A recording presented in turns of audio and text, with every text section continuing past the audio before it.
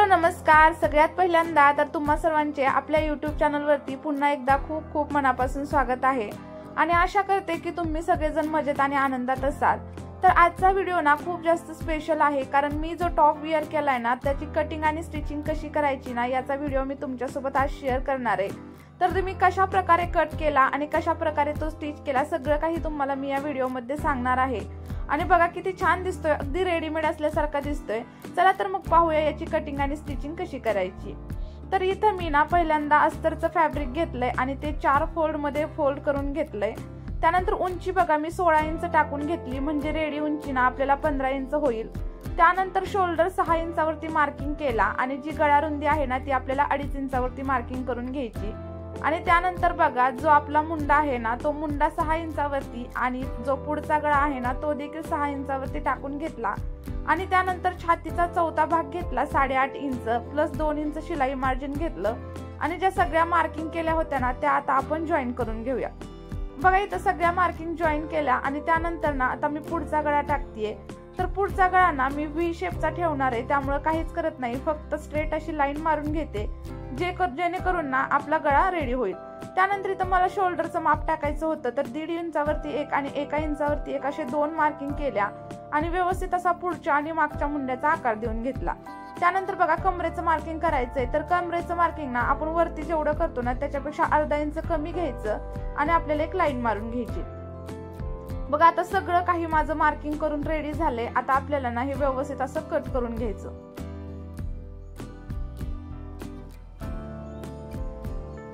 Cut करताना लक्षात ठेवायचं की आपण जो बाहेरचा मुंडा आहे ना म्हणजे मागच्या साईडचा जो मुंडा मार्किंग केलाय ना तिथून कटिंग करायची, म्हणजे आपण जे फॅब्रिक आहे ना ते सेपरेट करून नंतर पुढच्या साईडचा मुंडा वगैरे सगळं काही कट करू शकतो।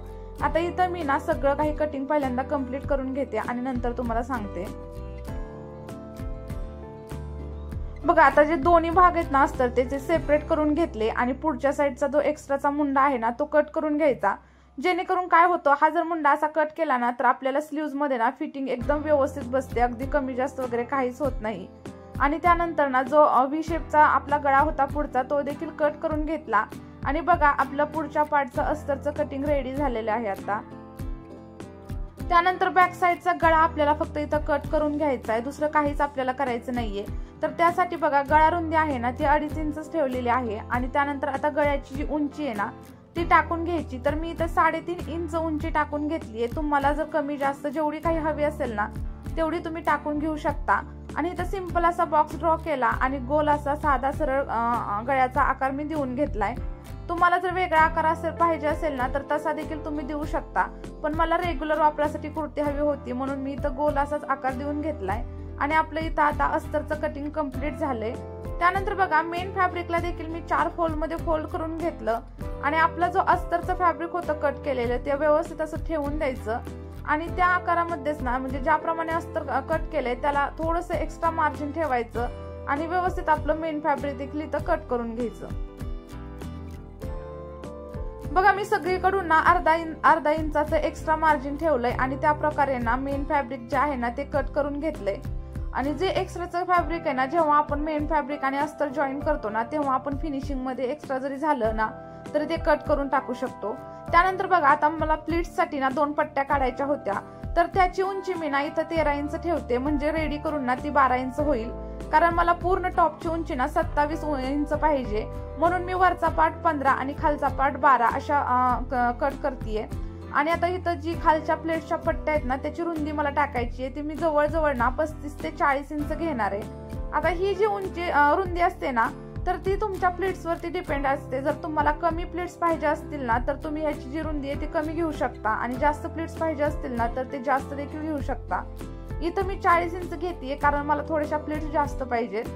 बघा मी व्यवस्थित असं मार्किंग करून घेतलं 40 इंचावरती आणि त्यासोबतच ना आता त्याचं कटिंग देखील करून घेते। बघा इथं मी 2 पट्ट्या रेडी केलेत आणि आता आपलं ना सगळं काही कटिंग रेडी आहे, फक्त स्लीव्ज कट करायचे राहिलेत। आणि स्लीव्ज ना फ्रिलच्या मी तयार करणार आहे, त्यावेळेला ना फक्त 3 इंचाची आणि उंचीला ना 18 इंच अशी मी पट्टी इथं रेडी करून घेतलीये। आणि आपल्याला ना फ्रिलची स्लीव्ह ज्यावेळेस कट करायची असते ना त्यावेळेस एकदम एक्झॅक्ट असा बाहीचा आकार वगैरे देण्याची काहीच गरज नसते, एकदम सिंपल असा आकार इथं देऊन घेणार आहे मी, जे की तुम्हाला दाखवतेच पुढं। बघा एकदम सिंपल असा, म्हणजे वरच्या साईडला थोडासा जास्त आणि जी आपली खालची साईड असते ना तिथं थोडासा कमी, ज्याप्रमाणे आपण बाही कट करतो ना तसा मी आकार देऊन घेतलाय आणि व्यवस्थित अशी ना स्लीव्स कट करून घेतलीये। आता दोन्ही स्लीव्स इथे एकत्र कट केल्या, त्यामुळे जो जॉईनचा भाग होता ना तो देखील मी सेपरेट करून घेते, म्हणजे आपल्या दोन स्लीव्स ना अगदी रेडी होतील। तुम्हाला जर मोठी स्लीव्स लावायची असेल फुल हँड वगैरे तर तुम्ही आरामात लावू शकता। मला इथं फ्रिलची पाहिजे होती त्यामुळे मी तशी तयार केली आहे। बघा दोन्ही आपल्या स्लीव्स कटिंग करून रेडी आहेत आणि पूर्ण टॉपचं देखील कटिंग आपलं इथं रेडी झालेलं आहे। आता ना आपल्याला हे सगळं काही स्टिच कसं करायचं ते बघायचंय। चला तर मग आता बघूयात आपण स्टिचिंग कशी करायची। बघा इथं स्टिचिंग करताना जी फ्रंट पार्ट आहे ना वरच्या साईडचा तो मी इथं स्टिच करायला घेतलाय पहिल्यांदा। तर आपलं मेन फॅब्रिक सुलट ठेवायचं आणि त्यावर ते अस्तर ठेवायचं आणि पहिल्यांदा ना आपला पुढचा गळा जो आहे ना तो जॉईन करून घ्यायचा। फक्त अर्धा इंचाचं एवढंच आपल्याला मार्जिन सोडायचंय आणि व्यवस्थित असा पुढचा गळा आपल्याला स्टिच करून घ्यायचा आहे। आणि ज्यावेळेस आपण अस्तर लावतो ना तेव्हा एक्स्ट्राची पट्टी किंवा आपल्याला कॅनव्हास वगैरे काहीच लावण्याची गरज लागत नाही। आता स्टिच करून झाल्याच्या नंतर जे एक्स्ट्रा फॅब्रिक आहे ना ते मी इथं कट करून टाकते आणि फॅब्रिक कट केल्याच्या नंतर ना आपल्याला इथं ना छोटे छोटेसे नॉचेस देऊन घ्यायचेत, म्हणजे कट्स देऊन घ्यायचेत, जेणेकरून आपण जेव्हा अस्तर वगैरे पलटी करतो ना त्यावेळेस एकदम फिनिशिंग सोबत रेडी होतं। आणि आता इथं कट केल्याच्या नंतर बघा अस्तर पलटी करून घेतलं आणि मस्त अशी दाबटीप इथं देऊन घेतली, जेणेकरून ना आपल्या गळ्याची फिनिशिंग ना खूप छान येते।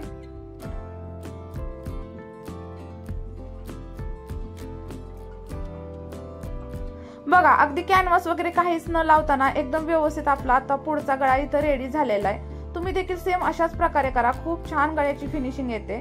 त्यानंतर बघा अशाच प्रकारे ना आपल्याला जी साईडचा पार्ट आहे ना तो देखील जॉईन करून घ्यायचा आणि जे एक्स्ट्राचं वगैरे फॅब्रिक झालेलं आहे ना ते कट करून टाकायचं, म्हणजे ड्रेसची फिनिशिंग छान येते।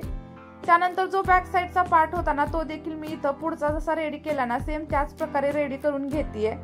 आणि मागचा जो गळा आहे ना आपला तो मी गोल ठेवलाय। आता गोल गळ्याला ना व्यवस्थित असं जॉईन करून घेतलं, एक्स्ट्राचं फॅब्रिक आहे ना ते कट करून घेतलं आणि त्याला देखील ना छोटे छोटे कट्स देऊन घेतले, म्हणजे कसं ज्यावेळेस ना आपण गळा वगैरे पलटी करतो ना तर कुठेही काहीही प्रॉब्लेम येत नाही, अगदी फिनिशिंग मध्ये आपला गळा रेडी होतो। आणि ही जी ट्रिक आहे ना ती तुम्ही ब्लाऊजला वगैरे पण यूज करू शकता, जेणेकरून ना काय होतं कॅनव्हास लावायची गरज लागू शकत नाही आणि सोबतच गळा देखील अगदी फिनिशिंग मध्ये रेडी होतो। आणि गळा रेडी झाला ना तर त्याच्यावरती फक्त सिंपल अशी एक दाबटीप देऊन घ्यायची, म्हणजे कसं नंतर पुन्हा इकडे तिकडे वगैरे काहीच होत नाही। बघा इथं मस्त असा गळा रेडी करून झालाय। आता जे साईडचे पार्ट आहेत ना ते देखील मी व्यवस्थित असे जॉईन करून घेते आणि मग ना जे एक्स्ट्राचं फॅब्रिक वगैरे झालेलं असेल ना ते देखील सगळं कट करून टाकते आणि मग आपण पुढे काय करायचं ते बघूया।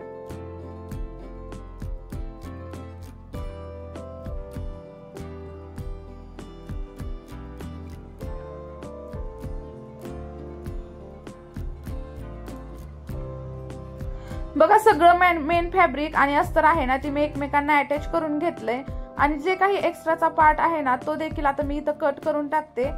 त्यानंतर बघा इथं मला शोल्डर जॉईन करायचे, तर शोल्डर मी पहिल्यांदा ना सुलट्या साईडने जॉईन करून घेते। अर्ध्या इंचावरती मी इथं शोल्डर आहे ना तो जॉईन करून घेतला। आता दोन्ही शोल्डर जॉईन केल्याच्या नंतर ना आपल्याला जे आपले टॉपचे पार्ट आहेत ना ते दोन्ही ना उलटे करून घ्यायचे आणि उलटे केल्याच्या नंतर ना काय करायचं की आपल्याला अर्धा ते पाऊण इंचावरती ना आतल्या साईडनी शोल्डर आपल्याला दाबून घ्यायचे आणि जेव्हा आपण हे शोल्डर दाबत असतो ना त्यावेळेस लक्षात ठेवायचं कमीत कमी डबल शिलाई मारून घ्यायची, म्हणजे कसं नंतर उसवण्याचे वगैरे चान्सेस असतात ना ते कमी होतात। बघा मी आता उलट्या साईडने ना दोन्ही शोल्डर व्यवस्थित असे जॉईन करून घेते।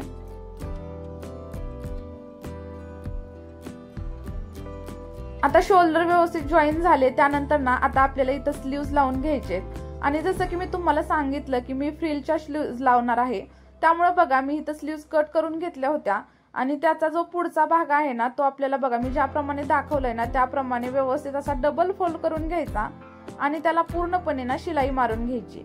असं डबल फोल्ड केले ना म्हणजे काय होतं जे कापडात म्हणजे आपले दोरे वगैरे असतात ना ते दोरे वगैरे अजिबात निघत नाहीत आणि अगदी फिनिशिंग सोबत ना आपल्या स्लीव्स देखील लावल्या जातात। आता इथं स्लीव्स लावताना काय करायचं बघा, जो काही आपला लावताना पहिल्यांदा जो 2 इंचाचा भाग आहे ना तो सरळ टिप मारून घ्यायचा आणि त्यानंतर ना आपल्याला फ्रिल करायची, त्यामुळे छोटे छोटे ना प्लीट्स पाडायच्या। इथं मी अगदी तुम्हाला हळूहळू दाखवते की कशा प्रकारे प्लीट्स पाडायच्या तर मला थोडीशी फ्रिल जास्त हवी आहे, त्यामुळे ना मी इथं छोट्या छोट्या प्लीट्स टाकतेय. जर तुम्हाला फ्रिल कमी हवी असेल किंवा त्याच्यापेक्षाही जास्त हवी असेल ना, तर त्यानुसार तुम्ही प्लीट्सची जी साईज आहे ना ती कमी किंवा जास्त करू शकता. आता इथं बघा किती छान अशा प्रकारे सगळ्या फ्रिल लावल्या जात आहेत.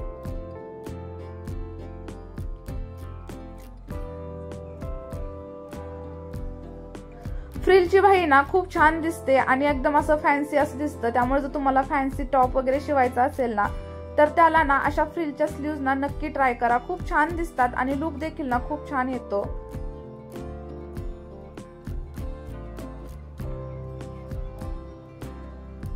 बघा आता इथं जवळजवळ ना माझ्या सगळ्या प्लीट्स टाकून झालेल्या आहेत. आणि आता प्लीट्स टाकून झाल्याच्या नंतर ना शेवटी ना आणखी 2 इंचावरती ना आपल्याला प्लीट्स वगैरे काहीच टाकायच्या नाहीयेत. कारण ना आपलं जे 2 इंचाचं मार्जिन आहे ना ते आपलं फिटिंग मध्ये जाणार आहे. त्यामुळे तिथं जास्त काही जाड वगैरे व्हायला नको. म्हणून जे शेवटचे 2 इंचेस आहेत ना ते आपल्याला सरळ स्टिच करून घ्यायचे. आता स्टिच झाल्याच्या नंतर आपल्याला याच्यावरती ना आणखी एक टीप टाकून घ्यायची, म्हणजे उसवत वगैरे नाही. आणि इथं बघू शकता किती छान अशी स्लीव आपली रेडी झाली आहे. त्यानंतर बघा दोन्ही स्लीव्ज माझ्या जोडून झालेत. आता आपल्याला ज्या खालच्या साईडच्या प्लीट्स आहेत ना त्या टाकून घ्यायच्या आहेत. आणि त्यासाठी जी आपण पट्टी काढली होती ना त्याला देखील एका साईडने ना असं डबल फोल्ड करून ना टीप मारून घ्यायची, जेणेकरून खालचा भाग फिनिशिंग मध्ये रेडी होईल आणि कुठून दोरे वगैरे काहीच निघणार नाहीत. इथं मी बघा ती पट्टी अगदी रेडी करून घेतली. आणि त्यानंतर ना आता खालच्या साईडच्या प्लीट्स आहेत ना त्या आपण टाकून घेऊयात. बघा जो टॉप पार्ट होता ना तो सुलटा ठेवला आणि त्याच्यावरती जी पट्टी काढली होती ना ती उलटी ठेवून दिली. आणि पहिल्यांदा ना 2 इंच एवढं आपल्याला सरळ शिलाई मारून घ्यायची. आणि त्यानंतर आपल्याला आता प्लीट्स टाकायला चालू करायच्या. बघा ह्या ज्या प्लीट्स आहेत ना त्या कमी जास्त आपण टाकू शकतो. जर आपल्याला जास्त घेर हवा असेल ना कुर्तीमध्ये तर ज्या प्लीट्स मी टाकतेय ना त्या तुम्ही छोट्या छोट्या टाका. आणि जर तुम्हाला कमी घेर हवा असेल ना तर या प्लीट्स आहेत ना त्या मोठ्या मोठ्या टाकायच्या. तर जास्त करून ना मोठ्या मोठ्या प्लीट्सच चांगल्या दिसतात. पण मी इथं ना माझ्या टॉपला मीडियम साईजच्या प्लीट्स टाकून घेतेय. कारण मला जास्त पण घेर नकोय आणि कमी पण नकोय, मीडियम साईजचाच घेर पाहिजे. म्हणून इथं मीडियम साईजच्या प्लेट्स टाकल्यात आणि व्यवस्थित अशा सगळ्या प्लेट्स बघा ऍडजस्ट झाल्यात. आणि त्यानंतर दुसऱ्या साईडला देखील 2 इंचाचं मी मार्जिन तसंच सोडून दिले, कारण ते फिटिंग मध्ये जाणार आहे. आता सेम अशाच प्रकारे ना आपल्याला दुसऱ्या साईडच्या प्लेट्स देखील टाकून घ्यायच्यात आणि त्याच्यावरती ना डबल शिलाई मारून घ्यायची. डबल शिलाई मारल्यामुळे काय होतं की आपला टॉप वगैरे उसवण्याचे चान्सेस ना खूप जास्त कमी होतात आणि आपला टॉप खूप दिवस टिकायला देखील मदत होते. बघा आता त्यानंतर ना आपल्याला फिटिंगची शिलाई टाकायची आहे. तर आपला जो टॉप आहे ना तो सरळ साईडने एकदम ॲक्युरेट असा जोडून घ्यायचा आणि अर्धा इंचाचं मार्जिन ठेवायचं आणि सरळ साईडनेच पहिल्यांदा फिटिंग करून घ्यायची. आणि मग नंतर ज्यावेळेस सरळ साईडची फिटिंग होते ना त्यावेळेस आपण हा टॉप उलटा करणार आहे आणि उलटा करून ना आपल्याला जी काही आपली फिटिंग करायची आहे ना ती आपण उलट्या साईडने नंतर करूया. असं केल्यानं काय होतं, जे धागे दोरे वगैरे आहेत ना ते निघत नाहीत आणि ओव्हरलॉक वगैरे करण्याची देखील आपल्याला गरज लागत नाही. बघा आता त्यानंतर मी टॉप उलटा करून घेतला आणि मी ना 2-2 इंचाचं मार्जिन सोडलं होतं फिटिंगसाठी. तर अर्धा इंच आपलं सरळ साईडने दाबण्यात गेलं तर 1.5 इंच उरलं होतं, म्हणून 1.5 इंचावरती ना व्यवस्थित असे मार्किंग करून घेतलं. आणि बघा आता मी फिटिंगची शिलाई मारून घेते.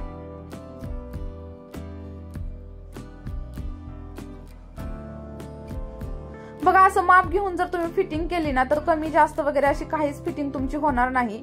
आणि जेवढी 1.5 इंचावरती तुम्ही वरच्या साईडची फिटिंग केली ना सेम तेवढीच फिटिंग तुम्हाला जो तुमचा प्लीट्सचा भाग आहे ना तिथं देखील करून घ्यायची आहे. कारण जर कमी जास्त केलं ना तर फिनिशिंग सगळी बिघडून जाते. त्यामुळे लक्षात ठेवायचं, जेवढं मार्जिन आपण वरच्या साईडला टॉप पार्टला ठेवलंय ना तेवढंच आपल्याला प्लीट्सच्या साईडला देखील ठेवायचं. आणि 2 ते 3 टिपा आपल्याला इथं मारून घ्यायच्या, जेणेकरून नंतर कमी जास्त वगैरे टॉप करावा लागणार तर काही प्रॉब्लेम वगैरे येणार नाही. त्यामुळे मी 2 ते 3 टिपा इथं मारून घेते आणि सेम दुसऱ्या साईडला देखील अशाच प्रकारे फिटिंग करून घेते. बघा आता इकडची फिटिंग कंप्लीट झाली. आता दुसऱ्या साईडला देखील आपल्याला काय करायचं की 1.5 इंचावरतीच ना मार्किंग करून घ्यायचं आणि त्यानंतर बघा दुसऱ्या साईडला देखील सेम 1.5 इंचावरती फिटिंगची शिलाई टाकून घ्यायची आणि मस्त आपला असा फिटिंग मध्ये टॉप रेडी झालेला आहे. तर चला आता मी ना तुम्हाला हा टॉप कसा दिसतोय ते देखील घालून दाखवणार आहे. आणि या टॉपची जर कटिंग आणि स्टिचिंग तुम्हाला आवडली ना तर मला नक्की कमेंट मध्ये सांगा. आणि अशाच प्रकारे तुम्हाला दुसरे देखील कटिंग स्टिचिंग काही पाहिजे असतील टॉपचे ब्लाऊजचे ते देखील मला सांगा, मी नक्की देण्याचा प्रयत्न करेल. आणि मैत्रिणींनो, मी कुठलाही प्रकारचा क्लास वगैरे काहीच केलेला नाहीये, पण मी घरच्या घरीच ना इतरांचं बघून किंवा युट्यूबला वगैरे बघून ना तर असं कटिंग आणि स्टिचिंग शिकलेली आहे। बघू शकता किती छान आणि फिनिशिंग मध्ये आपला टॉप रेडी झालाय। अगदी विकतचा असल्यासारखा, आपण रेडीमेड आणल्यासारखा वाटतोय। जर व्हिडिओ कसा वाटला हे नक्की सांगा। आवडला असेल तर लाईक करा आणि आपल्या चॅनलला सबस्क्राईब केल्याशिवाय अजिबात जाऊ नका। धन्यवाद।